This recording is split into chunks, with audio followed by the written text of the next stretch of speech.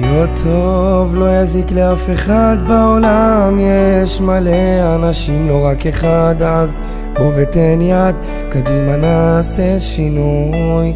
כולנו מהעפר הגענו, כולנו אנשים, גם אם אנחנו לא דומים, אנו שווים, ולא תמיד אכפת מהאחר רק בגלל שהוא שונה או כי הוא לא חבר טוב שלנו.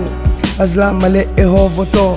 תאהב אותו כי הוא כמוך, ותמיד אומרים ואהבת לרעך כמוך, אם הוא נפל אותו תרים, גם כשהוא סובל מייסורים תאהב אותו, שיהיה שוויון כדי שיתגשם החזון.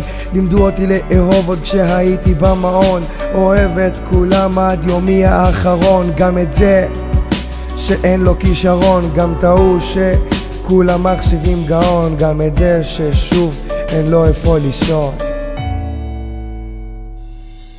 להיות טוב לא יזיק לאף אחד בעולם, יש מלא אנשים לא רק אחד, אז בוא ותן יד, קדימה נעשה שינוי. להיות טוב לא יזיק לאף אחד בעולם, יש מלא אנשים לא רק אחד, אז בוא ותן יד, קדימה נעשה שינוי.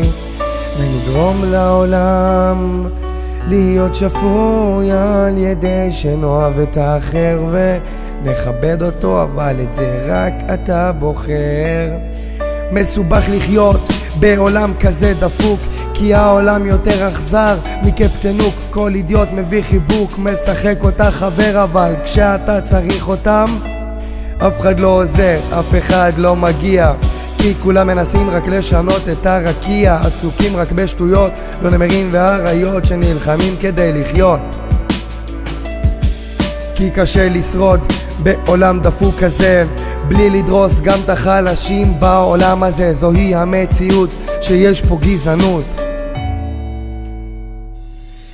אם הוא שחור אז הוא פחות טוב? לא, זה לא נכון, הוא בן אדם בדיוק כמונו, זה כל הרעיון שאין פה טיפה של שוני, אותו דבר כשיש את העוני, יש עניים אצל כולם, לא אכפת כלל העולם, לא חשוב להם כי זה לא לטובתם, גם אם החלשים זועקים לא שומעים אותם, המעמד שלהם מוכתם, אז אני פה כדי לנסות להרים אותם. אז תעזרו לאחרים גם אם אתם לא מכירים אותם, תעזרו להם לקום, תאהבו אותם כמו שהם, לטובתכם. Peace and love, אלגו.